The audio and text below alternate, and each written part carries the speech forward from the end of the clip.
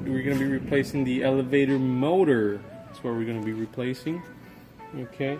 First thing you got to do is you got to push the elevator all the way up to the machine so you can work a little bit more comfortable. And you're going to go ahead and power off the machine. Power switch located down here. Okay. Once you do that, we're going to go ahead and we're going to take a look at the motor underneath. Okay. The up and down motor is this one right here, and for reference, this is the elevator band motor. We're gonna first disconnect the elevator motor like that. It has a little white tab that you press on it and you disconnect it.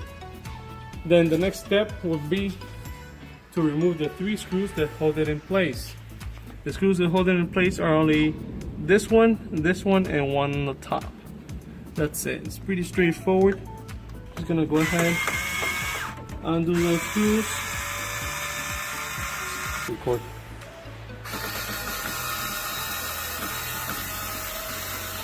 Okay, once we have the last screw that we're taking it out, okay, we gotta hold the elevator because it kind of falls apart.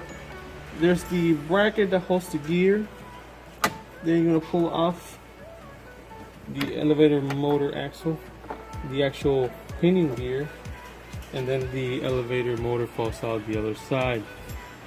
Okay, to reinstall a new one, just gonna set it in place. Okay, once there's a hole down here, if you can see that the spindle or the axle will come through. You're gonna get your gear, you're gonna put it on that. Okay, you're gonna reposition that motor once again. Okay, push that gear in.